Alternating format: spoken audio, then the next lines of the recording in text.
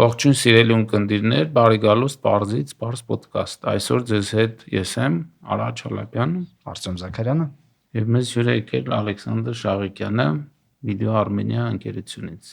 Բարի գալուստ։ Բարև ձեզ, շնորհակալություն հրավերի համար։ Մենք ենք շնորհակալ, փորձենք ճիշտ խոսալ։ Խորհրդատվական բիզնեսից էլ սկսենք կամ ավելի Վիդեոն աուդիտ մարքեթինգ թե խորհրդատվություն ո՞նց է։ Եվ աուդիտ եւ խորհրդատվություն երևի հարկային էլ կա, չէ՞։ Այս ոլորտը ինչով է հետաքրքիր ժամանակին եւ ասենք ասենք Քավիակա Վիդեոն եւ այլ մեր պես ընկերություններ հաշվապահություն սկսեցին, մոտավորապես երկրորդ համաշխարհայինից հետո ձևավորվեցին, մինչև այդ ինչ որ կվազի ստրուկտուրաներ կային, ուժեղացան, ինստիտուցիոնալիզացվեցին, աշխարհագրությունը ընդլայնեցին, անում էին հաշվապահություն, հետո սկսեցին անել աուդիտ։ Դե այդ շրջանում նաև ձևավորվեցին օրինակ MBB-ին, McKinsey Boston Bain, ովքեր որ ռազմավարություն եւ հարակից ծառայություններ էին, այսինքն դասական, ասենց ասենք, management consulting էր։ Ավելի ուշ ձևավորվեց տեխնոլոգիական ելյակը, քավիակը, այսինքն Accenture, Tata, Capgemini, իտալական, որոնք էլի գլոբալ ընկերություններ դարձան։ Դրանք բայց առանձնացել են Big Four-ը։ Հա, այսա գալիս եմ դրան, էլի, ամեն մեկը իր բան ամպլոյի մեջ էր գործում։ Ամեն մեկը կոնկրետ Հա, հիմա էլի հետ են գնում, հա։ Չէ, հիմա MBB-ին digital է անում, մենք management consulting digital ենք անում, այսինքն սահմանները լղոզվեց, խառնվեց իրար։ Այդ իմաստով Video-ն one stop shop այսօր աշխարհով մեկ ըստ էության ավելի հեշտացել ինչ ենք անում։ Այսինքն հաճախորդը ձեր մոտ կարող է ամեն ինչ ստանալ։ Հա, այսինքն management consulting-ել ենք անում, որտեղ theoretic practical-են տարբեր շուկաներում կարանք հատվենք MBB-ի հետ, անում ենք տեխնոլոգիական ներդրում, որտեղ էլի theoretic practical կարանք հատվենք այդ 3+ տեխնոլոգիական իմպլեմենտատորների հետ, այսինքն technology implementation-ի մեջ էլա Video-ն մտե ու բնորոշ մեր պես ընկերություններ։ Ունեք ինչ-որ տեխնոլոգիական պարտներներ, հա, Ունենք հա Microsoft-ի հետ են գլոբալ աշխատում, հիմնական vendor-ն է, բայց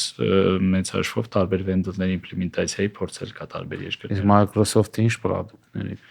Դե օրինակ Dynamics, ասենք Central, որը մեր sense ասած հծանա հաշվապահական, հա։ Central-ը, հա։ Dynamics-ը CRM-ը Dynamics-ը, ERP, կարաս չկես ինչ որ Tosamix տենց ստանաս։ Հա, դասական CRM-ը։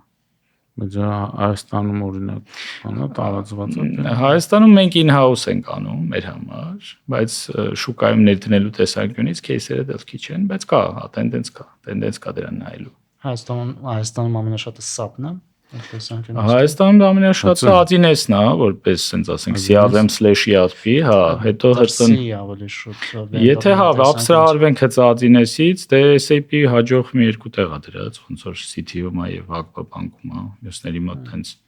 կամ մինչև վերջ դրած չի կամ ինչ որ այդ ճանապարհին են, հա, շատ չի։ Հա, Microsoft-ը տենց մի քանի case կա, խոսքերում համեմատաբար մեծ լինեյկա լուծումների ներդնելու, էլի շատ ֆրագմենտալ բաներ կան։ Microsoft-ի վրա աշխատում։ Հծել է Microsoft-ի վրա աշխատում, բայց այնց full scale implementation ոնց օրինակ Ակբանը արե, City-ն արե, ասենք համեմատաբար full scale էլի, այնտեղ հարցեր կան, Երևան բանկ։ Հա, ցավոք ոչ։ Կարող է մի օր City բանկն է կլինի, ստեղ այս տեմպերով բանկերի շահութաբերության տեսանկյունից City-ն հաստատ պետք է գա Հայաստան։ Եթե թողեն գա, եթե տեղը լինի խաղալու, հա։ Չէ, դες գա բոլորին առնին։ Դրսինը թանկ է ուղղակի EAP-ս, որ Adines։ Տեսեք, այստեղ հարցը ինչ հորիզոն է պլանավորման նայում, բիզնեսի, ասենք, էքսպանսիան ոնց է տեսնում։ Եթե մնալու է ներհայաստանյան, ասենք, հետ խորհրդային, ասենք, շուկաների վրա աշխատելու Թիցուկ X բիզնեսը, որևէ ոլորտի, այդ параգայում կարող Adines-ը տրամաբանական լուծում անդեղ ռիսկերը պայմանավորված են ելնելու, ասենք vendor-ի հետ, vendor-ը հետագայում չգիտեմ, ասենք, այսօրվա իրավիճակը եթե պրոյեկցիա սանկցիոն ռիսկեր ունի չունի, այս ժանրի հարցեր են, որոնք սովորաբար tolerate են անում, ներդնում են, գնում են առաջ։ Եթե ամբիցիան ավելի, ասենք, խոշոր ռեգիոն է, ավելի գլոբալ է, շուկաներ է, այլ, հա, երկարաժամկետ պլաններ այդ ուղղությամբ են գնում։ Դե տրամաբանական կլինի, իրականում ծախսատար է, անգամներ ավելի ծախսատար։ Տենց գլոբալ պլաններ ունի։ Սա կողքի հարևաններին գրավելու է։ Ինչի՞ չէ, ինչ վատ կլինի։ Եթե տակի այդ թեմային է անդրադառնանք մեր խոշոր բիզնեսին, որովհետև իրականում խոշոր բիզնեսը պետք է ամբիցիա ունենա, էլի։ Այո, մեր խնդիրներից մեկը, որ շատ ենք ֆոկուսդ ՓՄԶ-ի վրա, իրականում վերջերս նայում էի 2008-ին մի հատ հետաքրքիր վերլուծություն կար, որ ասում էր հայկական 44 խոշոր family owned, այսինքն ընտանիքների կողմից տնօրինվող տիրապետվող բիզնեսներ ՀՆԱ-ի 55%-ն են։ Այսօր չկա ստույգ տենց ինֆորմացիա տվյալ, բայց իմ համոզմամբ վերլուծությամբ Հայաստանի 3-4 տասնյակ խոշոր ընտանիքները տիրապետում են էլի մոտավորապես 40-ից 50%-ը ՀՆԱ-ի։ Այսինքն այդ թիվը չի փոխվել։ Կարող մի փոքր փոխվել է, հաշիվները, որ մի քիչ ՏՏ ոլորտ է զարգացել, մի քիչ ՓՄԶ է զարգացել, բայց հաշվի առնելով, որ սրա զարգացման հետ մեկտեղ տնտեսության չափն է մեծացել եւ այն խոշորելի ընտանիքների ակտիվներն են մեծացել, հետեւաբար այդ հարաբերականության իշելի մոտավորապես խոսքը լուրջ թվի մասին է։ Ինչ որ չափով բանկերն են մեծացել, բանկերն են մեծացել, փչացնեն այդ կշիռը։ Ունենք, չէ, հիմա ունենք բիզնեսների Ունենք հայկական բանկի բաժնետեր, որը ասենք 2 տարում մենակ բանկի դիվիդենդներով դոլարային միլիարդ էր դասել։ Հիմա ընտանեկան բիզնես չի։ Ինչ որ իմաստով ընտանեկան բիզնես է, թե ինստիտուցիոնալ իր ստրուկտուրան այնց չի, որ կա արտաքին կապիտալ, ինստիտուցիոնալ կապիտալ, ապա ընտանեկան բիզնեսի դասական սահմանման տրամաբանության մեջ ներառվում է։ Հետևաբար պետք է մտածել այս մարդկանց հետ ինչ անել։ Այսինքն հիմա օրինակ Հայաստանում հաստատվում է էլի ձեռներեցության ռազմավարություն, որի վերնագիրը դարձավ ՓՄԶ ձեռներեցության ռազմավարություն։ Հիմա հարցալեշան ՓՄԶ-ն լավ է, նախ այդ ՓՄԶ տերմինն էլ էլի դրա մեջ փոքր միկրո, փոքր միջին, ձեռքետ միկրոն էլ է մցվում, որոնք տարբեր պրոֆիլի բաներ են, տարբեր խնդիրներ ունեն, բայց խոշոր գերխոշորը, այս ընտանիքները, որոնք ըստ էության ՀՆԱ-ի մոտավորապես կեսը կամ մինչև կեսը տնօրինում են, հարց առաջանում, պետք է զբաղվել, այսինքն եւ պետությունը անելիք ունի տեղ եւ տարբեր շահառուները տեղ անելիք ունեն։ Նկատի ունեմ հիմա այս բիզնեսները պետք է տրանսֆորմացվեն, պետք է մրցունակ դառնան։ Այսինքն եթե ասում ենք Հայաստանի տնտեսական մրցունակություն, իմ համար առաջի հարցերից գալիս է այս 3-4 տասնյակ ընտանիքները, որ սկեյլում են մրցունակ։ Ոնց որ օրինակ ռեգիոնալ գլոբալ, չէ, մի 5 դե չեմ ռոպագանդում հարավկորեական մոդելը, բայց պետք է հասկանալ էլի, եթե դա ունենք։ Հիմա օրինակ ասենք հարավային Եվրոպան, Իտալիան, Հունաստանը էլի հայտնի է այդ մոդելով, որտեղ էլի խոշոր ընտանիքներ են, Գերմանիայի էկոնոմիկան էլ է ըստ էության ընտանիքի վրա որոշակի բիզնես մոդելի վրա օրիենտացված բիզնես։ Ամաչելի բան չկա էլի,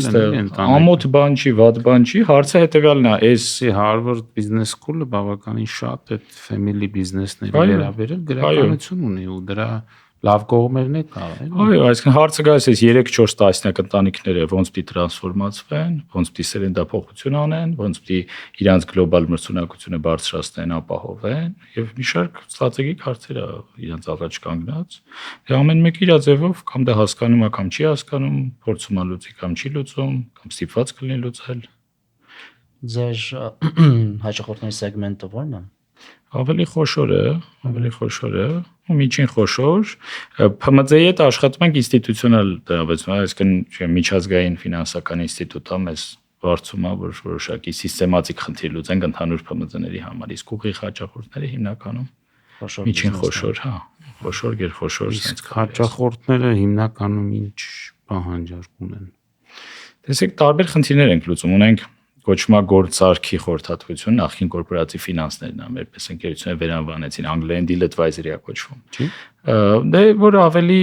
խնդիր լուծելուն ուղղված լինի, այսինքն մեծ հաշվով խորհրդատվական շուկան էլ է տրանսֆորմացվում այն իմաստով, որ թուղթ վաճառելուց, հաշվետվություն տրամադրելուց անցնում է կոնկրետ խնդիր լուծելուն եւ այդ տրանսֆորմացիան բերում է նաև լեզվամտածողության փոփոխության, այսինքն չես ասում կորպորատիվ ֆինանսներ են անում, ասում ես deal advisory են անում, գործարք են օգնում քեզ փակել ու իրականում սերվիսի տրամաբանությունը գնում դրա, այսինքն գնաս կոնկրետ խնդիր լուծես, ասենք գործարքը հետը end-to-end տանես գործարքի մեջ տրամաբանությունը հասկանում եմ, բայց կորպորատիվ ֆինանսները ավելի ոնց որ սիստեմի մասին է, ոչ թե գործարքի չէ։ Հա, բայց նո տրամաբանությունը է դա, այսինքն մեսեջը ինչ ես տալիս էլի, ասում ես, եթե ունես գործարք, զանգի մեզ։ Էսա լոգիկան էլի, որի հետևում կորպորատիվ ֆինանսն է իր պլիադայով։ Մարքեթինգ է, էլի։ Հա, կարելի է այդպես ասել, հա։ Այսօր AI-ը, գիտեք, չէ՞, որ այդ AI-ի անվանումը ինքը իրանով ժամանակի ընթացքում ավելի այդպես մարքեթինգային քայլ է, մինչև այդ շատ այդպես տեխնիկական անուն է ունեցել այդ ամենը, չէ՞։ Հա, artificial intelligence չի եղել Ռոշանները։ Ունենք management consulting, որտեղ դասավորություն, գործառնական արդյունավետություն, այսպես ասած ESG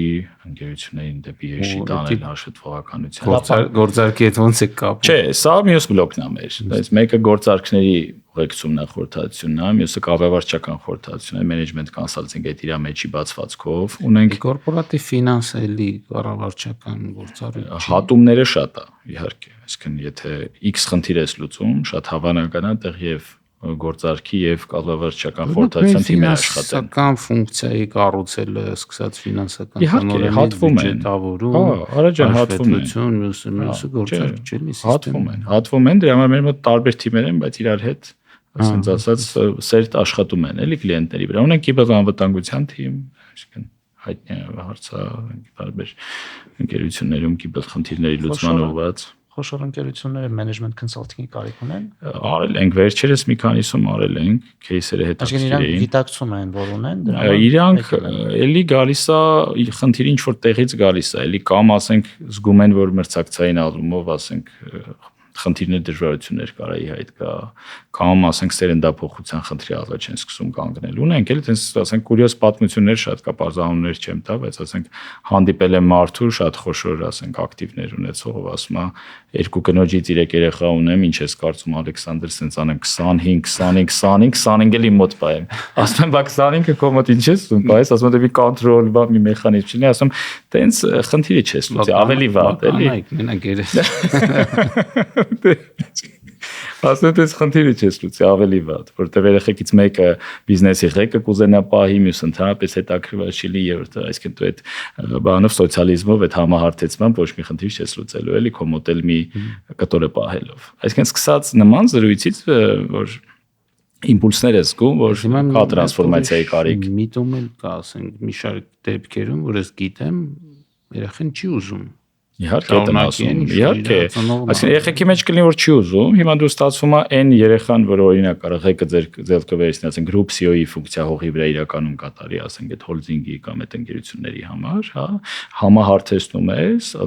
at least դիվիդենդի մակարդակում համահարթեցնում ես, որը իր հերթին հարց է, պետքա ճիշտ է թե չէ, հա։ Համարցնում նրա հետ, ով որ օրինակ ուզում է պրոֆեսիոնալ թենիսիստ դառնալ կյանքում։ Դու մենակ դիվիդենդն ես ասում, այնտեղ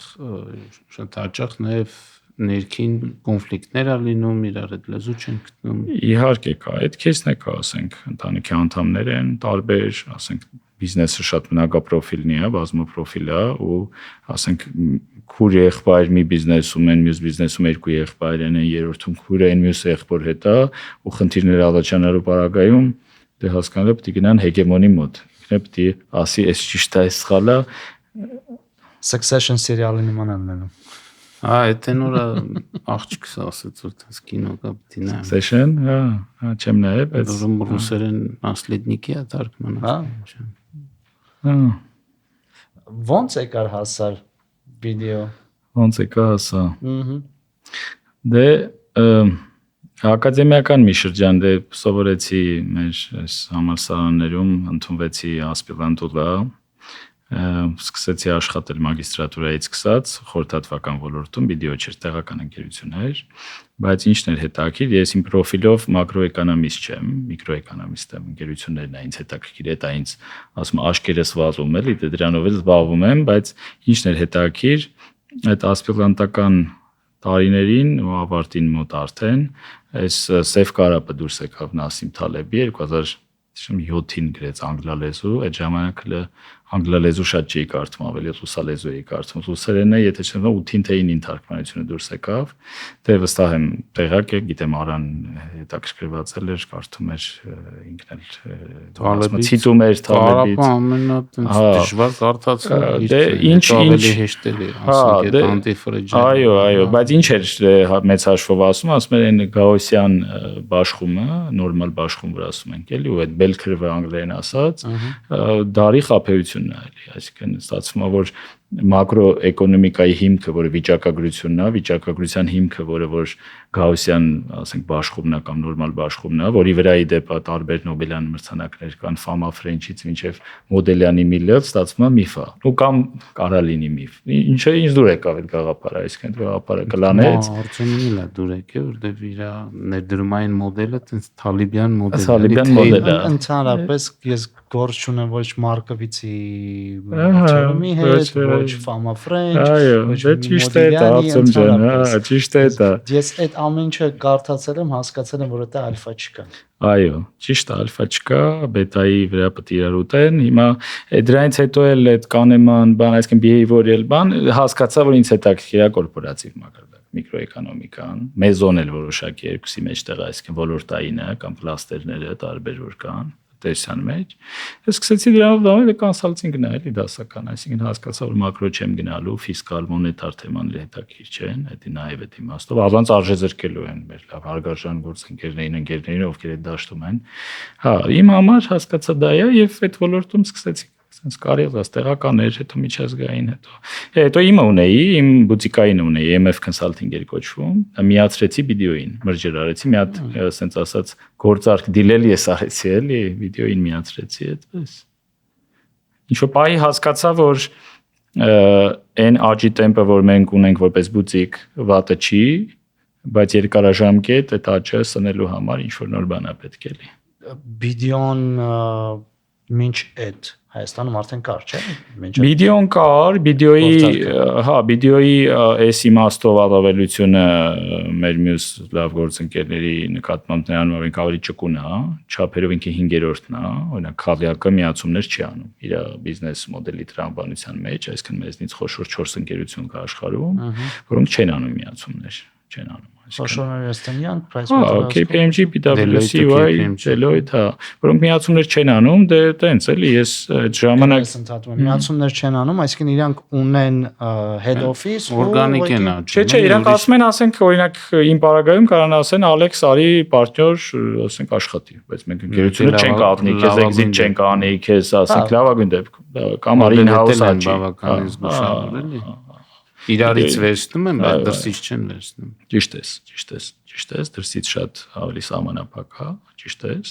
Եվ այդ առումով ոնց որ վիդեոն լավ ֆիթ էր էլի, եւ cultural fit էր, եւ business model wise fit էր։ Cultural նկատի ունեմ մեր մարտիկում հետ աշխատում ենք գործընկերներս, իրար հեշտ հասկացան։ Դու մի անգամից երբ որ այդ գործարքը տեղ ունեցավ, քեզ նշանակեցին տնօրեն, թե ինչ։ Չէ, ես գործընկեր եմ, մեր մոտ դե մեր մոդելները բիզնես, եթե պատկերացնում եք, իրանք active partnership, այսինքն ով պարտներ են այլ բաժնետեր անգերության, հա, ես այս պահին խորհրդատվական ուղղության ղեկավարն եմ նաև ռեգիոնի, այսինքն Հայաստան, Վրաստան, Ուզբեկստան, Տաջիկստան եւ Կիրգիզիա 5 երկրների, այդպես։ Ունեն կլաստեր, կոչվում է BDO-CCA, Caucasus and Central Asia, այս 5 երկրներն են մեջը։ Եվ այս կլաստերը զարգացնում ենք, նոր գրասենյակներ ենք բացել, Տաշկենտ, Բիշկեք, Դուշանբե, հիմա ակտիվ էքսպանսիայի մեջ ենք։ Վրաստանում վիդեոն ծավալներով առաջինն է շուկայում, քաղաքից առաջա։ Մենք Հայաստանում 3-4-ս մոտ ենք իրար, EY-ը, KPMG-ին, Grant Thornton-ը մենք համեմատաբար մոտ ենք։ Դե PwC-ն մի քիչ փոքր է ծավալներով Հայաստանում։ Չէ, Հայաստանում որ կպան դարձան վիդեո։ Իհարկե, ճիշտ է, իհարկե, վիդեոն Ամերիկայից այո կապ ուներ, իհարկե, այո կապ ուներ, հետո կապ իհարկե չեղավ, Սոսաուդիտը չէ։ Սոսաուդիտը միացավ, Պավլադիկման միացավ իմ գործընկերը Արոնը Չիլինգայան, հետո մենք միացանք, այսինքն ինքը նաև հետաքրքիր է նրանով վիդեոն Հայաստանում, որ ինքը միացումներով է զարգացել։ Միացումներով, այսինքն բացի օրգանիկից նոն-օրգանիկ զարգացում էլ ունեցել էլի։ Ու քո պորտֆելներ տարար, հա։ Պորտֆել թիմ, այսինքն հա, ինչ որ պատմություն, այսինքն պատմությունն իմաստով, որ իրավաբանորեն էլի ինքը միացավ, այսինքն ինքնությունը չփակվեց, չլուծարվեց, այլ բան չեղավ, քան միացավ եւ վերանվանվեց Video Advisory, որը Video Sense ընկերությունների խմբի անդամ է։ Նա ավելի մեծ թե աուդիտը։ Տեսեք, էս էլ է հետաքրքիր, տես բանում ընդհանուր ստրուկտուրան գլոբալ որ նայում ենք, advisory-ին էական մեծանում է։ Հիմա Deloitte-ի պարագայում նաև Deloitte-ը ռազմավարությունը փոխելու արդյունքում Հայաստանից ու մի շարք երկրներից դուրս եկավ, որտեղ իր մոտ advisory-ին մոտավորապես 45% հասավ ընդհանուր ծավալի մեջ, արդեն 50%-ից էր անցնում, 45-ից 50 էլի։ Ինչը բերեց նրա, որ ինքը դառավ ավելի շատ MBB, քան ավանդական հաշվապահ աուդիտորական ընկերություն, ասենց ասած, հա։ Հիմա այս տենդենսը բոլորի մոտ կա, այս կամ այն կերպ էլի, մեր մոտ դեռ, եթե չեմ սխալվում, 25-ից 1/3 հա, տոկոս ընդհանուրի մեջ advisory global վիդեոյի մոտ։ Բայց աուդիտը համարվում է ավելի տենց կայուն եկամուտ, չէ՞, այսինքն ինքը երկարաժամկետ հարաբերությունը խորհրդատվությունը ավելի տենց գործարքային։ Հա, դե այն հին մոդելներով եթե տենց անալոգիաներ տանենք, կա չէ cash cow star եւ այլն, տենց որ նայես, հա, ինչ որ իմաստով ասենք, կան cash cow business line-եր, BSO-ն է, audit-ն է, լավ իմաստով էլի, որ ապահովում ընկերության կայունությունը։ Իսկ եթե իրանք դուրս են գալի Deloitte-ը, մյուս մեծերը, audit-ը ինչ տեղափոխվում է դեպի։ Հա, դե նորմալ է, այսինքն մենք Grant-Thornton-ը, KPMG-ն, EY-ը իհարկե ավելի մեծ հոսք ստացան նաեւ Deloitte-ի դուրս գալու արդյունքում audit portfolio-ը Հայաստանում, բայց էլի երկրում Deloitte-ը մի չսխալվում 15-20 դուրս եկավ միաժամանակ, то есть Սլացեգյան փոխեց, այսինքն MBB Սլացեգյան որն է խոշորների չէ, իրանք երբևէ Երևանում գրասենյակ բացելով հետաքրքրված չեն, որտեղ ասում են մեր average ticket size-ը ասենք կեսից 1 միլիոնից է սկսում USD project-ը, ասում է we fly in, գանք կթողնենք, գանք Երևան, գործը կանենք, կգնանք, դրա համար պետք չի։ Հա, էլի Երևանում օֆիս ունենալ պետք չի, հա, то есть այդ իմաստով Deloitte-ը գնաց դեպի ավելի դրա, որովհետև advisory մեջ շատ է management consulting-ը, էականը նաև թվայնացման սերվիսն է։ Ահագին ես հիշում եմ blockchain-ի բանի մեջ։ Շատ են, չէ, շատ են։ Տեխնոլոգիական ներդրումներ էին անում։ Բոլորի մոտ խորհրդատվությունը 25-ից մոտ 50% միջակայքում է ընդհանուր, որ պատկերացնենք խոսքը գնում է 4-5 service line-ի մասին, էլի, այսինքն ինքը զգալի է նշանակում, որտեղ ունենք audit assurance 1, այս բոլորի կառուցվածքում ունենք tax, երբեմն հետը legal, ունենք BSO, business service outsourcing, ասենց ասած accounting plus, հարակից սերվիսներ, հաշվապահության outsource, որոշակի նաև payroll, payroll հարակից, հա, դրանք առանձին են, առանձին tax են ասում, երբեմն legal-ը մեջն է, սովորաբար չենք առանձնացնում այդ ընդհանուր կառուցվածքի մեջ, ունենք audit assurance, ունենք այդ BSO-ն, այդ հաշվապահության advisory, այսինքն 4-5 լինեյք է, եթե legal-ը առանձնացնում է 5-ը դառնում, եթե չէ 4-ը, եւ advisory-ն at least իր ասենք, ասենց ասենք, միջին կշռից ավել է, ու որոշների մոտ էլ ավելի է, այսինքն 30, 35, 40, եթե 5-7 ընկերությունների նայենք։ Օրենքը որ փոխվեց ու խոշոր ընկերությունները պարտադիր պետք է աուդիտ անցնեն, դա ինչքան բիզնեսը ավելացրեց։ Չեմ կարող ասեմ, ինքնատուն եմ էական Դե տեսեք, շուկան ֆրագմենտացված է, էլի, եթե ֆորմալ աուդիտի պահանջա, ասում է դա մեր մոտ եկող կլիենտը չի, էլի, իր պրոֆիլով, մեր մոտ եկող կլիենտը 30-ից ավել լիցենզիա կա Հայաստանում։ Հա, մեր մոտ տեղականները ավելի շատ են ֆորմալ աուդիտում ներգրավված, էլի ամենայն հարգանքով գործընկերների որակին եւ այլն, բայց միջազգայինների մոտ գալիս են նրանք, ովքեր որ բաժնետիրոջ մակարդակում դրա կարեւորությունն են ընկալում թափանցիկության, հաշվետվողականության, միջազգայինի որակ եւ հետեւապես մի քիչ ավելի բարձր գին, այսինքն այս կոնցեպցիայի հետևից են գալիս։ Ժամանակին համաշխարհային բանկը հա տենց պնդում էր փաթեթը մի քանի տարի ծամեցին, էփեցին, մի կերպ անցկացրեցին, բայց ինքը տենց էլի ռեալ շահառու չունի։ Շտամպով կա մեկը շատը։ Շտամպով կա, դե պետությունը լիցենզավորել է 30 քանիսի, ինքը չի կարող ասի, այս ինչները կարան անեն, ինչները չեն կարող։ Այդ օրինակ ժամանակին կենտրոնական բանկը արեց, որ ասեց խոշորագույն տասնյակից պետք է լինեն, հիմա փոխել են մի քիչ ուրիշ ձևի, ասում է պետք է փորձ ունենաս բանկերի աուդիտի, իսկ որոշակի ֆիլտրացիա անում կենտրոնական բանկը, բայց պետությունը, որի մի թևը ֆինանսների նախարարությունն է, որ լիցենզավորում է այդ արտաքին աուդիտորներին, չի կարող ասի դու լավն ես, դու վատն ես։ Ու կա պալատ, իհարկե, այդ պալատը ոնց որ ինքնակարգավորող մարմինն է, ստուգումներ է անում, բան, որի արդյունքում իհարկե բարելավում կային իմաստով, որ ժամանակին էլ ավելի շատ էին սնկի պես ամեն մեկը մի հատ կողքից բացում էր, ասենք աուդիտորական, հիմա անունները չտամ, ասոցիացիաներն էլ հստակ բարձ կլինի, որի հետ էր, հա, այսինքն խոշորները կողքից մի հատ աուդիտորական ունեին, որ շտամպով կա էր անում, այդ իմաստով բարելավում կա, բայց ճիշտ է, չկա սեգրեգացիա, բաժնետիրոջը պետք չի, այդ մենակ օրենքի պահանջն է, այդտեղ հարց առաջանում, ով է այդ օրենքի պահանջի սեփականատերը։ Դե պահանջը սենց է, պետք է ազդարար GTM-ում տեղադրես ֆինանսական հաշվետվությունը եւ աուդիտի եզրակացությունը։ ասենք ես դեպքեր եմ տեսել, որ այդ ֆինանսական հաշվետվությունը կիսատ է։ Օրինակ դրածա հաշվեկշիռի կամ ու ծախս ու չկա այն մնացածը։ Այդ թվում ծանոթագրությունները չկա, ու ոչ մեկ չկա այն կողմից, որ զանգի ասի ժողովուրդ, բա ուր է ձեր ամբողջ պատետը։ Դեպքեր էին լինում, որ մենակ աուդիտի եզրակացությունն էին դնում։ Բայց բարելավում կա, այսինքն պատմագրական նայելու բարագայում բարելավում կա որակի բանի տեսանկյունից պալատի ֆունկցիան նաև հնարավորինս էլ ավելի լավ բան լիարժեք իրականացնելու պալատը կարելի է համարել համեմատաբար մասնագիտացած կառույցներից կայացածների մեջ, իմ հայացքով դա իրավաբանների միությունն է, Ազգային պալատն Հայաստանում համեմատաբար որ ժամանակագրական առումով բարձրանդաբանկերի միություն բաների կառույցներ կան, բայց սրանք ոնց որ ինչ որ պատմական բան անցել են էլի ժամանակ։ Ոնց է քաղաքասարակության բան էլի դաշտն է նաև որ օրինակ տարբեր ընկերությունների ուսումնասիրեն, ինչ որ խնդիրներ բարձրացնեն, քննարկում լինի եւ այլն, եթե ուղղակի միտեղ պետք է դնեն, դե ոչ մեկ չի կարդալու։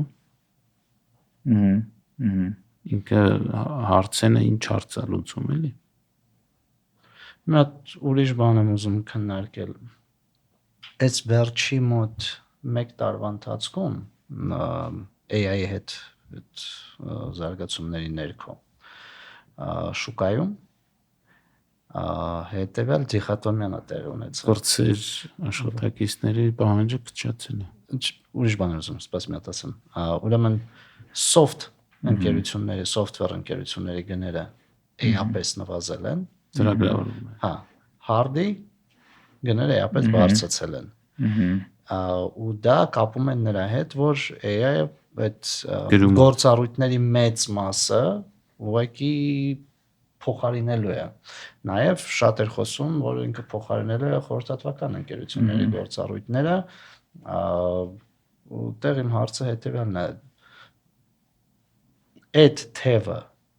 մնալու է բիզնեսում։ Լավ հարց է։ Տեսեք, եթե ակտուալ է անր, բարբերաբար քննարկում ենք, մտածում ենք բնական է դրա շուրջ, որտեվ թե ինքներս լուծումներ ենք դրան փնտրում ու գտնում, կամ փորձում գտնենք թե մեր հաճախորդների համար թեման ակտուալ է, որով առնչվում ենք, զբաղվում ենք, էլի։ Իմ համոզմամբ անհատի մակարդակում ստեղ էս պահին խնդիրը թե ինչքան արդյունավետ կարաս օգտագործես, գլոբալ եթե նայենք, էլի, այսինքն հասկանալի է, մարդկության պատմության մեջ միշտ էլ սկսած առաջի արդյունաբերական հեղափոխությունից միշտ էլ աշխատաշուկան տրանսֆորմացիաների է ենթարկվել, ռադիկալ, ոչ այդքան ռադիկալ, հիմնական ռադիկալ իհարկե, եթե արդյունաբերական հեղափոխություններով նայենք, այդ տեսանկյունից հասկանալի տենդենս է, բայց անհատի խնդիրը երևի լինի այսքան արդյունավետ կարամ AI օգտագործեմ այսօր, քանց թե որ իմ աշխատանքը փոխարինի, էլի, եթե sense կրթության լայն կոնտեքստում էլ նայենք, այսինքն մարդը կարողանա արդյունավետ skill set-ը իր մոտ ձևավորի եւ կարողանա արդյունավետ օգտագործի։ Մեր վրա եթե գանք եւ խորհրդատվական եւ իրական հատվածը ինձ թվում է 3 этаպում կարա տեսնի երկարաժամկետ էլի AI-ի ազդեցությունը իր մոտ։ Մեկը պարզ կարողանա օգտագործի այսօրվա գործիքները։ Սկսած ամենասիմպլ գործիքից, ասենք Claude, ChatGPT եւ մյուս լուծումներ, Gemini եւ այլն։ Երկրորդը ոնց կարա դրանք ինտեգրի իր բիզնես process-ների մեջ, այսինքն API մակարդակում, ասենք, որոշ լուծումներ ինտեգրի իր բիզնես process-ների հետ, դրա արդյունքում կարա AI automation-ի բերի, այսինքն որոշ process-ներ կարողանան AI-ով ավտոմատացվեն եւ ավտոմատ լուծումներ կան եւ ավտոմատ որոշակի process-ներ շարվեն իր հետևից, հա։ Երրորդ ամենաբարձր մակարդակը բիզնես մոդելի core տրանսֆորմացիան է, այսինքն կարողանաս այս տրանսֆորմացվես, որ ինքը AI-ը գա կենտրոն բիզնեսի, այսինքն ոչ թե ինտեգրես եւ ինտեգրացիայի արդյունքում որոշ process-ներ կարողանաս AI automation-ի բերես, այլ ամբողջ բիզնես կորիզը տրանսֆորմացնես, էլի, որ ամենաբարձր խնդիրն է։ Հա, այսինքն sense ասած ոնց որ cloud first կար եւ տարբեր ժանրներ mobile first եւ այլն, այստեղ գաս բերես նրա, որ sense ասած black belt-ը, եթե տես կավատի անալոգիայով այդ կլինի AI core էլի, հա, բայց սա բարդ խնդիր է, թե consulting-ի համար է բարդ խնդիր, բնականաբար էլի, երրորդ մակարդակի հասնի։ Ինձ թվում է մենք այս պահին եւ Հայաստանում եւ այլ լայն ռեգիոնում անգամ գլոբալ Առաջինից երկրորդի մեջտեղում ենք, այսինքն բնական է օգտագործում ենք, փորձում ենք API ինտեգրացիաներով ավտոմատացնել, որոշ երկրներում դա արդեն լավ է, որոշ երկրներում նորասկս է, որոշ երկրներում մտածում են, որոշ երկրներում ճանապարհի կեսին է, հա, բայց AI-ը տրանսֆորմացնել բիզնես քորը չեմ տեսնում դեռ էլի, այսինքն այդտեղ փնտրտուք կա, այդտեղ դիսկուրս կա։ Միջնաժամկետում դեռ այդ ծառայությունը քիչ հավանական է, որ փոխարինվի AI-ի կողմից։ Չէ, սա մեր տեսանկյունից, որպես կոնսուլտանտներ, որպես խոշոր միջազգային, ասենք professional service provider firm, կլիենտների տեսանկյունից, բիզնեսից կախված կարա եւ այսօր քննարկվի հենց լոջիկալ, ասենք քորը տրանսֆորմացնել ընդհանուր, էլի շատ կախված է ոլորտից, շատ կախված է ընկերության շուկայից, կախված է չափերից, ռեսուրսից, տեսլականից, մարդկանցից, լիքը բանից է կախված, բայց շատ ակտուալ է այսօր քննարկել, որովհետեւ ասենք ավելի པարզ անալոգիան օրինակ նույն ESG-ական, ասենք sustainability, այսօր կան ընկերություններ, օրինակ ասենք Unilever-ը, որը որ քորը տրանսֆորմացրել է, ասենք sustainability հիմա վրա Unilever ընկերությունը իրան ամեն ինչով իրան position է անում որպես sustainability friendly ընկերություն եւ business model-ի տրամաբանությունն էլ է փոխվել դրա, այսինքն product ideation-ից սկսած ասում է sustainable է թե չէ, այսինքն այս ընկերությունը ակնհայտ է իրան չի նայում որպես բացենք դե սկսած packaging-ից վերջացրած ասենք production process-ում ինչ նյութեր է օգտագործում ամբողջը sustainable friendly է ձգտում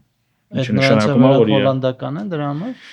Չէ, նշանակում է որ օրինակ Սիոն շատ visionary մարդ է, այս բան անունը պետք է ինձ լարեն որ մտաբերեմ։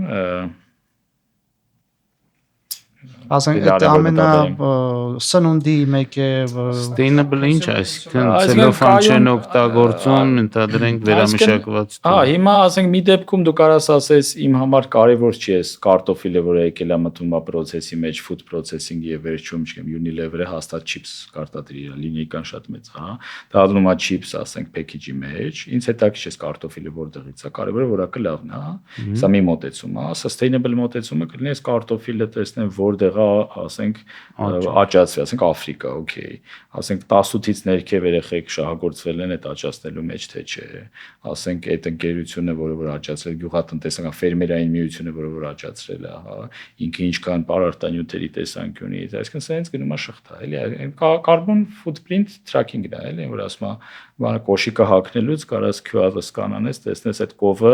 ինչ որտեղ էր արածում, ինչ տեսակ խոտեր ուտում, որի կաշվից, ասենք, կաշին վերամշակվել է, դուրս է եկել կոշիկի վրա։ Այդ կոնցեպցիան է, էլի։ Վերջի 2 տարում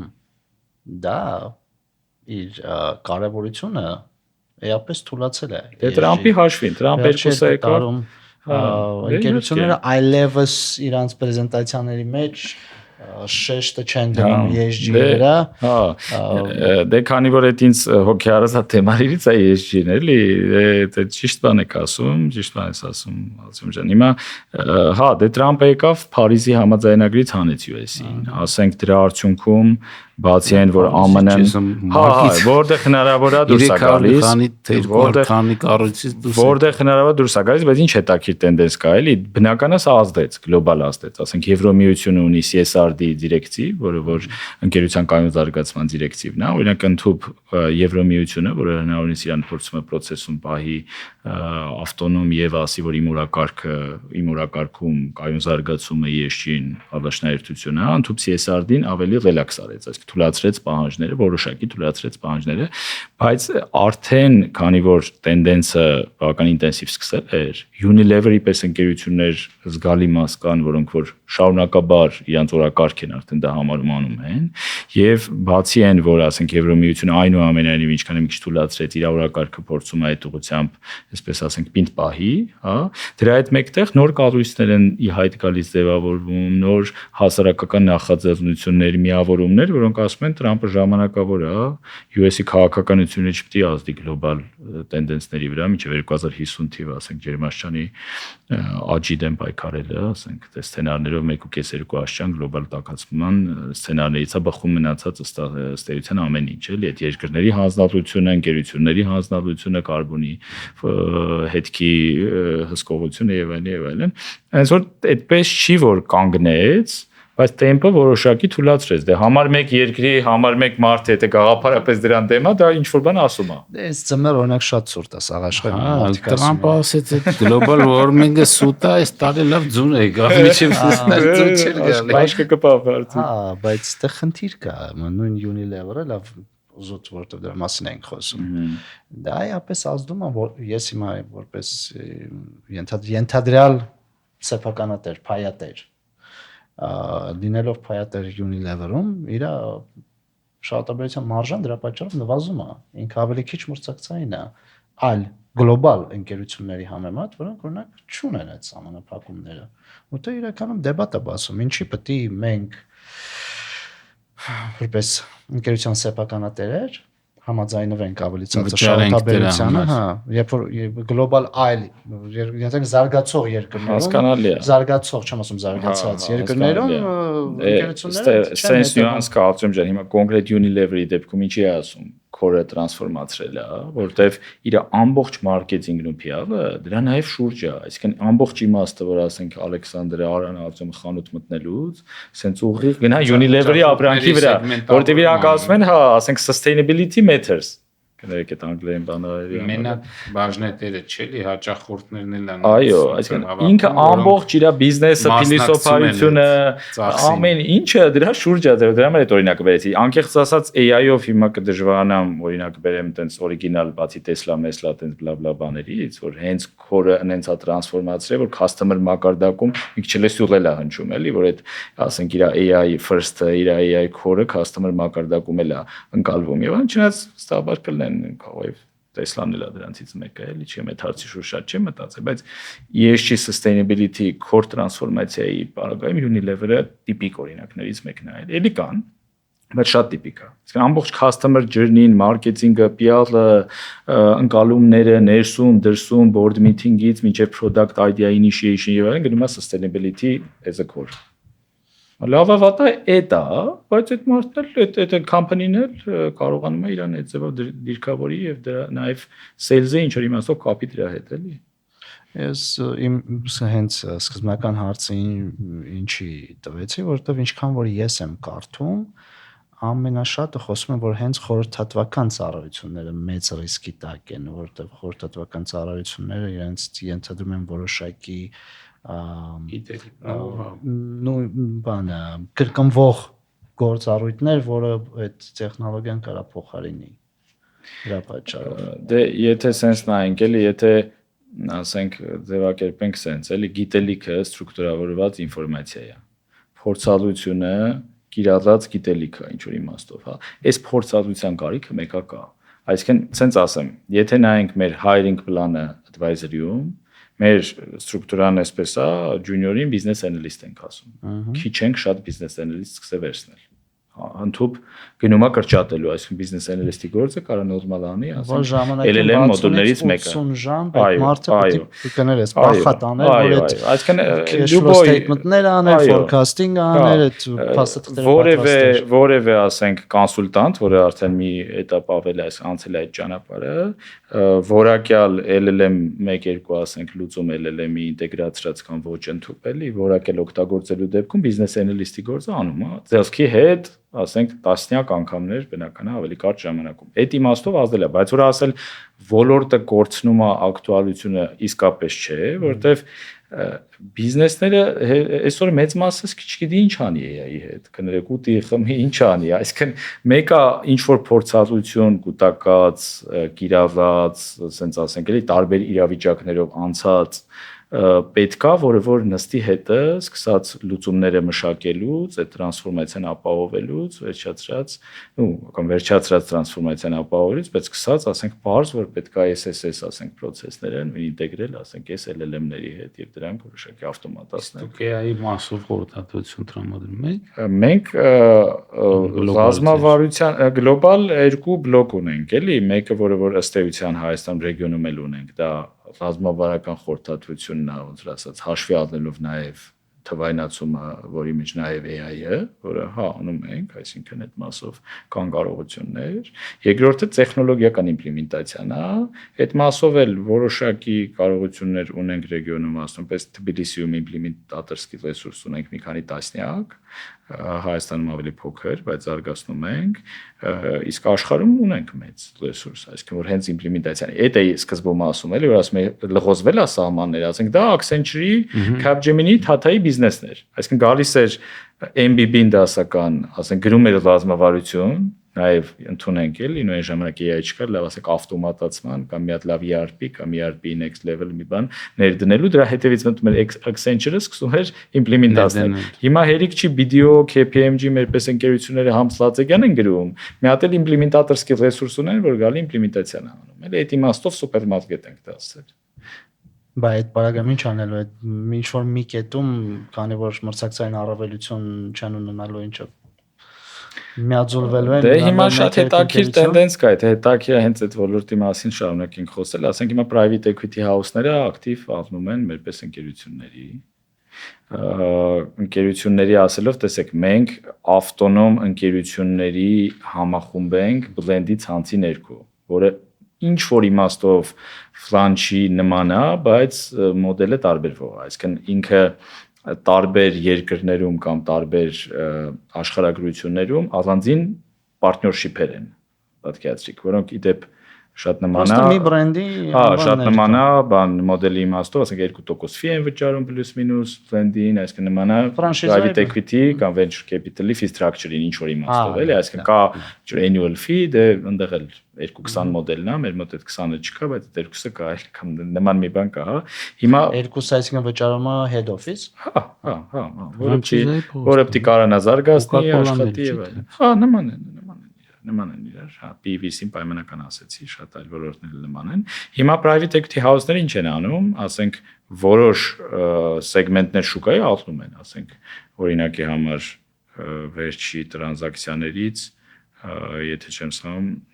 Grand Toronto-ում էլ մի զգալի տրանզակցիա եղավ, մի քանի երկրներ միասին private equity ներդրում արեց, Baker Tilly-ում եղավ, որը չափերով ավելի փոքր է մեզնից, երկուսն էլ global scale-ում, բայց էլի լուրջ ծավալ ընկերություններ են, խոշոր հայտնի, այնտեղ private equity-ն մտավ, եւ հիմա այդ զրույցը ակտիվ գնում է, որ private equity-ն մտնում է, որտեղ տեսնում է հնարավորություն մասշտաբայնացնելու, ոլորտը կոնսոլիդացնելու, ինչ որ իմաստով, բայց այդտեղ խոսքը գնում է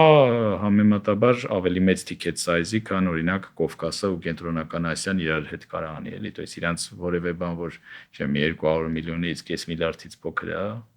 հետաքրքիր չի, էլի, որտեվ private equity կարիք ինչի կա, այսինքն փողի կարիք կա։ Դե այստեղ երկու կողմ է, էլի, մի կողմից, ասենք, պարտներների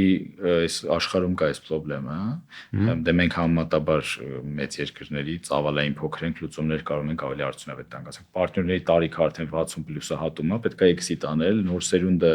պատրաստ չի քրքշ աշխատի, օրը 12 ժամ ոնց որ ավանդաբար աշխատում էր, աշխատի համ ինքը ուտի, համ այն պարտներին exit անի, համ արանքում զարգացման որոշակի բան մնա, այսինքն այն ավանդական մոդելը որ կար ասենք սերունդների համերաշխության sense ամեն դնենք էլի որ նոր սերունդը կգա կաշխատի ասենք հա Չալաբյանին exit կանի վաղը մյուս օր այդ մոդելը արդեն չի երևում private equity-ն իր հերթին հետաքրված է այս մարդկանց ազատչարկի որ եղբայր դու չես կարող ոնց որ սերունդների բանը այդ փոխակերպումը ապահովես, հետեւաբար exit-ը խնդրի առաջա, արի ես գամ փող դնեմ մեջը, то есть իրան պահանջարկա ձևավորում, իր համար էլ հետաքրքիր որտեվ ասում անարդյունավետություններ կլինեն, էլի, դե private equity business-ը ինչ է, անարդյունավետություն գտնել, անարդյունավետությունը 3-5 տարում լուծել, տանել exit անել, մեջը փող աշխատել։ Պլյուս դեպքերի մեծամասնությունում leverage են անում, այնց կապիտալ շատ։ Պլյուս leverage են անում, իհարկե leverage են անում։ То есть այստեղ ոնց որ win-win situation-ա։ Բարձր, բայց ըստ էության խորհրդատվական բիզնեսում կապիտալի այտենց կարող կարիք չկա, չէ՞։ Այդ է իմաստը։ Այսինքն այս մարդկանց exit անել։ Իսկ խոսքը երբ որ գնում ասենք մեծ շուկաների մասին, կարող լինի հարյուրներով մարդկանց մասին, average exit size-ով որ պատմում ես լուրջ թիվ է գալի, այսինքն մի քանի 100 միլիոնի կարող կարիք լինի, ասենք ավելի փոքր անգամ ցանցային ընկերություն, ասենք US-ում, ասենք US Կանադայում, ասենք UK Իռլանդիայում, Ավստրալիայում, Ընդհանուր South Africa-ում, կոնտինենտալ Եվրոպայում, այսինքն սա պրինցիպի իրանց հետաքրքիր բիզնես է ու that's proved, այսինքն այսօր արտիկլի հետևից ինֆորմացիան գալիս է, PIN ստեմտա մեր ոլորտ։ Դե որտեվ ամեն դեպքում շատ ֆրագմենտացված շուկա է։ Ֆրագմենտացված շուկա, փակ շուկա է, կլաստերներ շուկա է, հա, իհարկե։ Իմաստուն է այդ որոշակի կոնսոլիդացիա։ Դե նաև մերպես ընկերությունները ոչ private equity տենդենսը հաշվի առնելով, այլ առհասարակ ասենք հիմա խնդիրը ինչումն է, էլի, երբ որ դու պետքա ներդրումներ անես, ասենք թվային ինֆրաստրուկտուրայի վրա։ Օրինակ բազովի բան էլի, նորմալ Dynamics CRM ունենաս Microsoft։ չէ՞, դե պետք է ունենաս, ռելևանտ մնաս, էլի։ Էլ չեմ ասում, ասենք լուրջ AI ինտեգրացիաներ անես, չէ՞։ Ներդրում է պետք։ Ասենք այդ ներդրումը օրինակ կարալի տարին մի քանի միլիոն դոլար, հա։ Հետևաբար դու որպես փոքր ընկերություն, այսինքն որևէ էս մեր անունները որ տալիս ենք, էլի մեր պես ընկերությունների isolated, ասենք Հայաստանում, իրան թույլ չի կարա տա մի քանի միլիոն դոլար ամեն տարի ներդրում անի մենակ IT ինֆրաստրուկտուրայի վրա։ Հետևաբար տենդենսը գնում է կլաստերիզացիայի, այդ տենդենսը նաև ոնց որ վիդեոյի պարագայում ինչի համար ես ուրախ եմ իրականում, վստահ եմ որ դա ճիշտ ճանապարհ է, այսինքն մենք օրինակ հիմա 5 երկրներում կլաստերենք, հաջորդիվ կարանելի երկրներ կարիք ավաչանա եւ մենք դեմ չլինենք եւ միանան մեր կլաստերին, այսինքն գնում է խոշորացման, էլի, ասենց ասեմ, որովհետեւ խոշորը բանալ եւ բազային բան, էլի, կարա թույլ տա ավելի մեծ ախորժակ ներդրումների, իսկ այդ ներդրումները պետք է որ ռելևանտ մնան, գալիս ենք այդ քո հարցին, էլի, ոնց է ռելևանտ մնալու։ Մեծանում ենք, որ կարողանանք ներդրում անել ռելևանտ մնալ, սա պատասխաններից մեկն է, էլի, ըստ էության։ Խոշորացումը չթանկացնում ծառայությունը։ Լավ հարց է, ասենց ասենք, այլ հավասար պայմաններում կարա խոսվի որ թանկացնում է, բայց այդտեղ դե էկոնոմի եւ սկեյլի ինչ որ էֆեկտներ է կարող լինել, հա, այսինքն երկու երկրում ունեիր պայմանական, ասենք, մարքեթինգ PR թիմեր, հիմա կարող է կոմբայն անես մի քիչ շուտքի կրճատես, հիմա չեմ ասում շատ ռադիկալ, բայց կարող է յարեցիցկի կանաս անես կամ այլ բան էլի, նույն երկու երկրում դե IT ենթակառուցվածքի մեջ ներդրում անեիր, լավ ընդունենք չես արել, չնայած իրականում արել ենք բոլորս էլ առանցին վերցրած այս բaragայում վիդեոյի եթե նայենք էլի, հիմա կարա single էկոսիստեմի վրա ներդրում անես, այդտեղ էլ saving ունես։ То есть եւ կա էլի։ Մեր ընկերոջ Տրամփի գործողություններից մեկն էլ USAID ծրելն էր, չէ՞, որտեղ արդյունքում լիքը կարճաժամկետ կոնսուլտանտներ եւ նաեւ USAID աշխատողներ դուրս մնացին։ Հա, դե նու կոնսուլտանտները այդքան այդ տենդենսը։ Հա, դե դոնորների շուկան էլ իհարկե փոփոխվեց, դե մենակ USAID-ը չասենք, US-ը տարբեր խողովակներով ոնց որ մասնակցում էր տարբեր դոնորային ծրագրերի, բայց որ ասում չկա չարիք առանց բարիք։ Հիմա իհարկե ագին մարդիկ մնացին անգործ, հատկապես USAID ստաֆը, հատկապես հենց դոնորների վրա աշխատող ընկերությունները, ու մենք հենց դոնորների վրա չենք աշխատում, ունեցել ենք դոնոր ֆանդի, ասենք, պրոյեկտներ, բայց դա չլինել է բան չի փոխում, տեղ ուրիշ բանով ենք զբաղված, ասում եմ, գործը հերիքում, հա, պակաս չունենք, բայց լավ էր նաև նրանով, որ այնուամենայնիվ ընդեղ էլ էական անհրաժեշտություններ կային, էլի, ասենք, թվերը հրապարակվեցին, հիմա լավ մի քիչ ուղղացված էր, երբ որ Մասկա ապատլատի ղեկավար էր թվեր էր հայտնում, լավ ընդունենք անգամ 2 արը, որ գույները խայտապղետելն է ավելի հետաքրքիր հնչի բան, բայց դա լուրջ թվեր էին։ Եթե բաժանես 3-ի 5-ի էլի լուրջ թվեր էին անհրաժեշտությունները, էլի, որ հայտարարում էր, որ փաստորեն փաստա որ կար, որտեղ դոնորներն էլ իրանց հերթին չէ տարիների ընթացքում ոնց որ դրոշակ էին սարքել, ասենք նույն AID-բանը էլի տարբեր երկրներում, բան, որտեղ որ անհրաժեշտություն կա։ Ես չեմ ասում ինչ որ չեմ կոռուպցիոն թեմաներ, ասում եմ, նիպոյմենիվոլ ոնց որ հայտնի ասույթն ասում, բայց անարդյունավետություններ որ կային ակնհայտաբար զգալի կային էլի, այդ փողը մինչև հասներ վերջնական ծրագրին, այնքան արանքում կոնսուլտանտներ էին վարձատրվում նաև, որ այդ տակը բան չէր մնում մինչև հասներ վերջնական նպատակին։ Մրցակցությունն է տեղից ձեր համար էլի, որ ոչ թե այնտեղ արդյունավետ է, չէ՞ բարձր։ Մրցակցությունը ինչ իմաստով։ Խորհրդատուները որոնք հայտնվել են շուկայում, հա, բայց ասենք այստեղ հարցի ինչումն է, էլի, եթե տենց սերվիզներով ենք նայում, որոշ սերվիզներում կարող է եւ կա այդ ոնց որ ընտրությունը, բայց սովորաբար մենք չենք մրցում անհատ խորհրդատուի հետ, այսինքն մեր առաջարկը всё-таки ավելի ինստիտուցիոնալ է, էլի, մենք ասում ենք մեր միջդիսցիպլինարիզմն է մեզ ընտրելու պատճառը, մենք ասում ենք որ կոնկրետ կուտակած այդ միջդիսցիպլինար նաեւ փորձն նախորդ պրոյեկտներից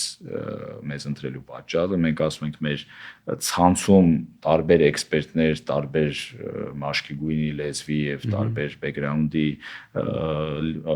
ալկայությունն է մեզ ընտրելու պատճառը, այսինքն եթե կարճ ըստ էության մենք մրցակցում ենք մեր շրջանակների մեջ ավելի, էլի, անգամ տեղական ընկերությունների հետ են քիչ հատվում, շատ քիչ անհատ էքսպերտների, ավելի շատ մենք ենք վերցնում պրոյեկտների վրա, այսինքն եթե նենց պրոյեկտ է, որտեղ շատ նեղ էքսպերտիզա պետք վերցնում ենք։ Իհարկե դա չի նշանակում, որ տեսականորեն գործնականորեն ընդհանրապես չենք հատվում, բայց ասած սենա խոշոր հաշվով ինքը մեծ բլոկ չի, էլի, հատումների մեր համար։ Իսկ consulting-ը ո՞նց դարավ advisory։ Որտեվ օրինակ մեր ստանդարտներում էլ կար առաջ consulting, հանեցին որ չշփոթեն իսկական consulting-ի հետ, բայց հիմա ոնց որ այդ Բարից շատերը խուսափում են։ Հա, այս տերմինոլոգիաների մասով այդ հատկապես տրամաբանության մեջ շատ ոնց որ չեմ սիրում բաները, որովհետև շատ պայմանական է, բայց շատ լավ հարց է։ Ըստ էության չփոխվեց էլ հիմա մի մասը consulting-ը օգտագործում, մի մասը advisory տարբեր, եթե նայենք տարբեր նյութեր վերլուծություններ, մի մասը ասում է դե եթե ինքը implementation-ի կտոր ունի, ուրեմն ճիշտ է իրան կոչես advisory, եթե ուղղակի ասենք բան այս անում, այսպես ասած coaching style plus ինքը consulting-ը, բայց իսկ արհեստական ձևակերպումներ են interchangeably օգտագործվում։ Ես չեմ տեսնում այդտեղ տարբերություն ավելի շատ զուտ ոնց որ նախընտրության ճաշակ, ավելի շատ ճաշակի կամ տենդենսի հարց է, քան բովանդակային իրական տարբերության էլի այսօր։ Հասկաց։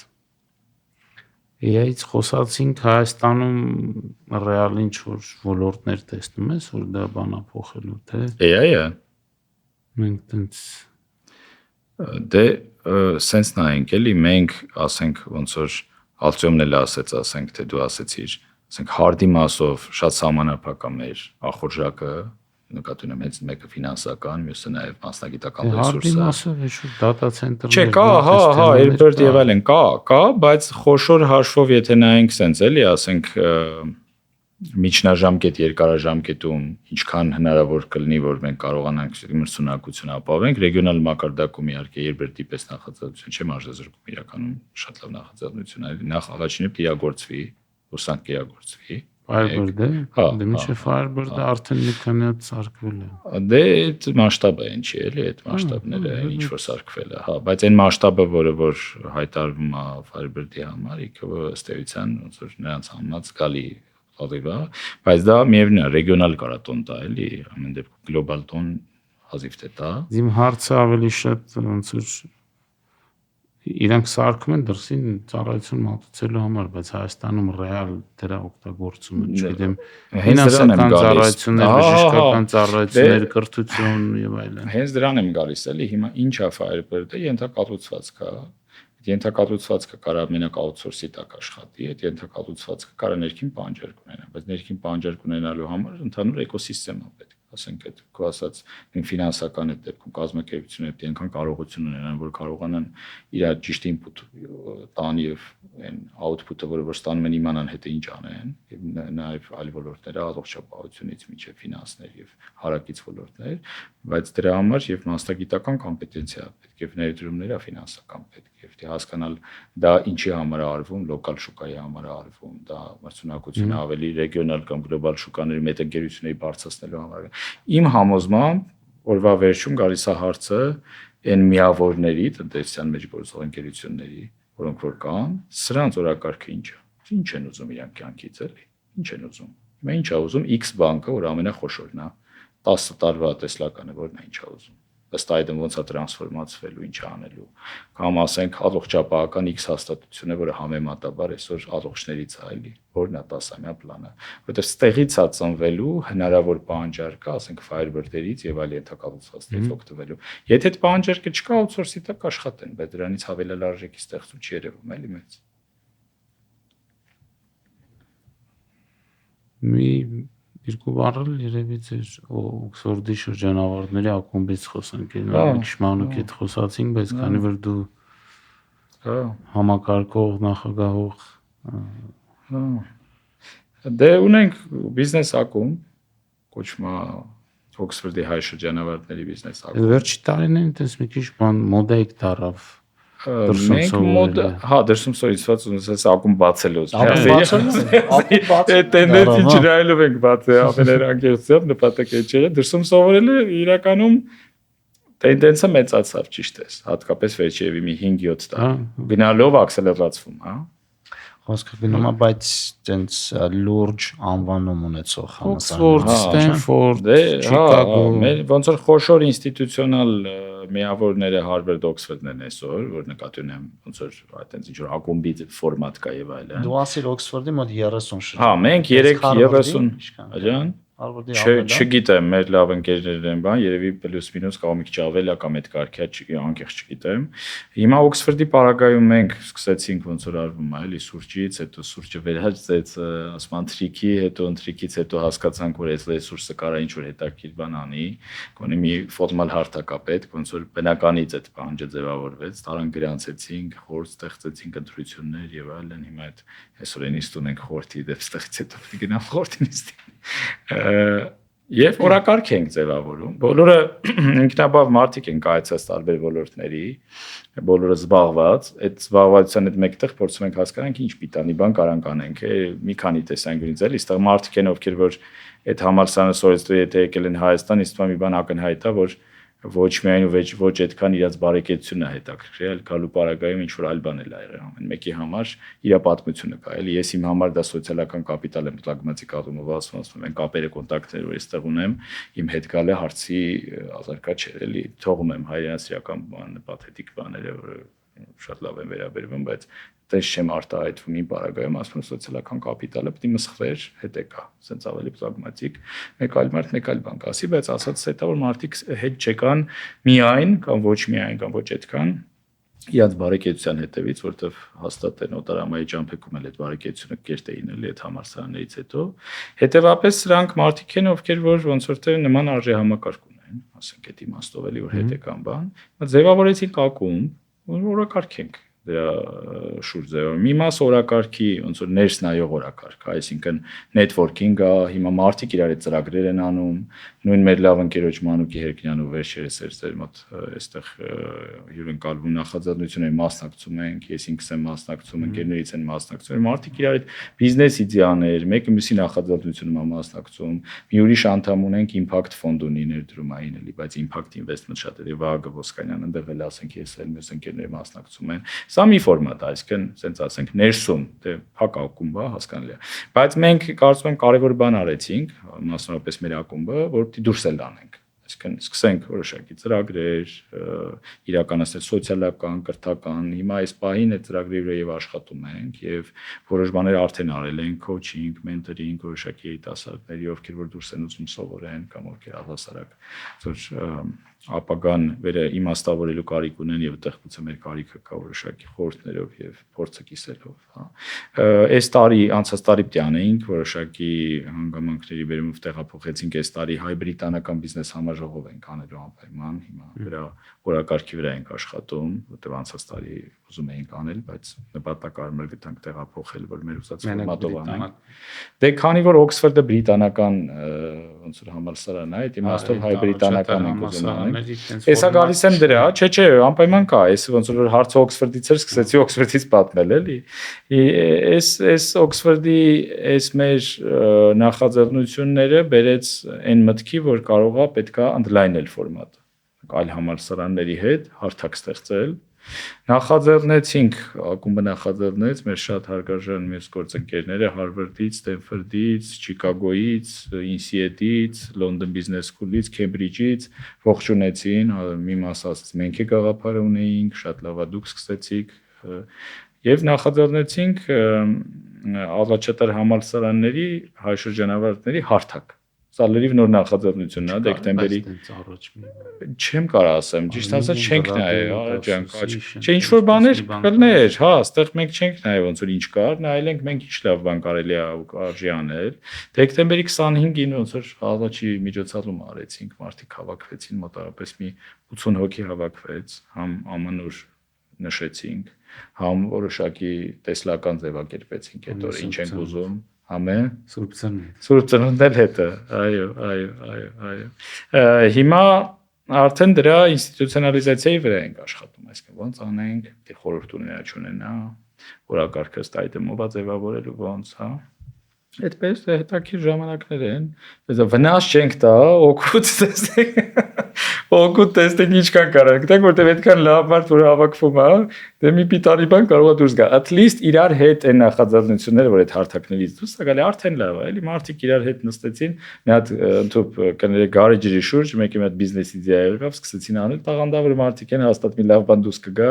այսպես բայց իհարկե այդ կես կատակ կես լուրջ եմ ասում են իմաստով որ կան պլաններ, դեպի մասշտաբային բաներ անելու, էլի, այսինքն չփարփակվել ներսում, նորից բիզնես ակումբի ֆորմատը ասում է հիմնական նայի դեպի ներս, այսինքն անդամները իրար ինչ կա, ես Արային ինչ կարամ տամ Ալտրոմին ինձ բան ասում է, ты мне я тебе կոնցեպցիան մեծ հաշվով դրա տակ տարբեր մոդելներ կան, կա ֆինանսական, կա ոչ ֆինանսական եւ այլն։ Մենք փորձում ենք ներսը sense tenants կա, այսինքն բիզնես ակումբի կոնցեպցիան այդ իմաստով կա, դուրսի չկարանք ավելի արդյունավետ անենք, բիզնես ֆորում անենք, սոցիալական ծրագրեր անենք։ Ռեսուրս կան, առնվազն երկուսը, ես գիտեմ, իրանք այդպես անդամավճարով բիզնես ակումբներ։ Դե մենք ոնց որ չենք ամենայն հարգանքով ոնց որ բան անում էլի, նայում որ մենք էլ ընդեղ էլ կա բան, սա ոնց որ ավելի շատ ինքնաբուխ ձևավորված է, այսինքն մարդիկ հա շրջանավարտներ են բաներ եք ուզում անեք ֆինանսավորում պետք։ Հա, բայց ֆինիտ քանակ կա, չէ՞ շրջանավարտներին, այնց չէ որ դու։ Չէ, մերը լավ ֆինիտ է այդ իմաստով էլի, то есть որ շատ մեծ ճղենք մի 100 հոգի մարդ հավաքենք, որ կուզենա միանա, չեմ ասում այդքան մարդ կա, դու հիմա ոչ բոլորը մարդ կա, ասում եմ։ Մայո դիալը ստալանա կներեք։ Նորմալ է, էլի իր ընտրությունն է, ասում եմ, ես չեմ ուզում միանամ, լավ բան եք անում, արեք։ Այդ իմաստով մի 100 հոգի կհավաքվի մեր գնահատմամբ, այս նոր հարթակում, դե 100 հոգին էլ քիչ ներուժ չի էլի։ Ու պլյուս այնց հաջողակ ու հա կայացած մարդիկ են, հա, իմ համոզմամբ մարդիկ են, որ եկել են մի բան ավել, քան իրանց անձնական տիրույթը, իրանց բարեկեցությունը, իրանց ֆինանսը, ինչը կարևոր է, ինքը ճնշում այդ մարդկանց հետ կարելի է օրակարգ ձևավորել։ Շատ լավ։ Ձեզ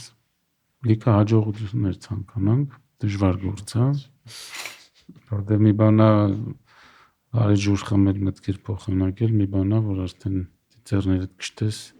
գործ անես էլի։ Մարդիկ կա մեղադրում են, ասում են, այդ հանգիստ գարի ջուր էինք խմում, այս ինչ բերեցիք գլխներիս ակումբ, բան օրակարգ, կհավաքվեինք, շարունակեինք։ Դե հիմա, հա, այդ բանը կա էլի։ Հա։ Եվս զբաղմունք։ Լեոն կնդիրները այսքանով այսօր կեզրափակվենք, շնորհակալություն, շարունակեք հետևել մեզ, բաժանորդագրվեք Սեղմեք զանգի կոճակը եւ կհանդիպենք ապագայում։